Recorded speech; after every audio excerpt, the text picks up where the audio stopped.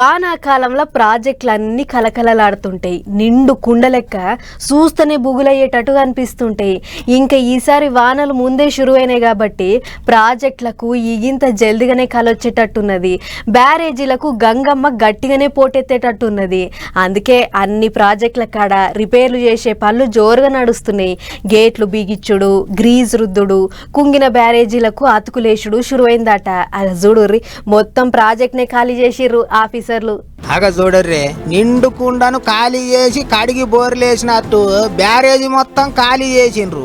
నీళ్ళన్నీ ఇడిచిపెట్టిండ్రు. మొన్నటిదాకా గంగమ్మ గలగలలతోని కండ్లకు కమనీయంగా కనిపించిన బ్యారేజీ ఇప్పుడు గిట్ల వెలవెలబోతున్నది. పెద్దపల్లి జిల్లా మంతని మండలం సిరిపురం కాడ కాళేశ్వరం ప్రాజెక్టు ఎత్తిపోతల పథకం కింద కట్టిన పార్వతి బ్యారేజీకి ఇది. గేట్ల కాడ కూడా ఇప్పుడు మోకాలు లోతు నీళ్ళే ఉన్నాయి.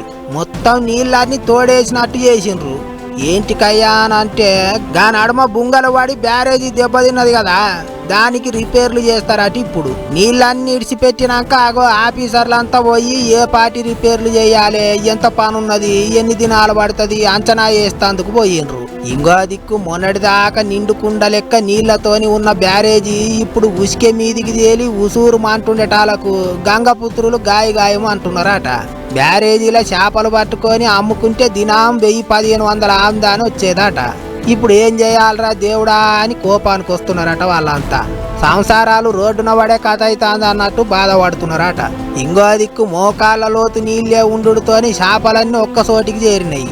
ఆ చుట్టుపక్కల ఊర్లోళ్ళంతా చేతులతోనే పెద్ద పెద్ద చేపలు పట్టుకొని పోతున్నారు.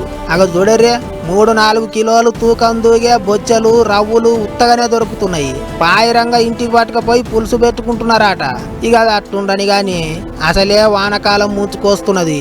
మరిగా ఆయనతో రువ్వడిగా వానలు కొట్టి వరద పోటెత్తే యాళ్ళకల్లా బ్యారేజీ రిపేర్లు ఒడుస్తాయో, మరిగా ఏం చేస్తారో ఏమో చూడాలి.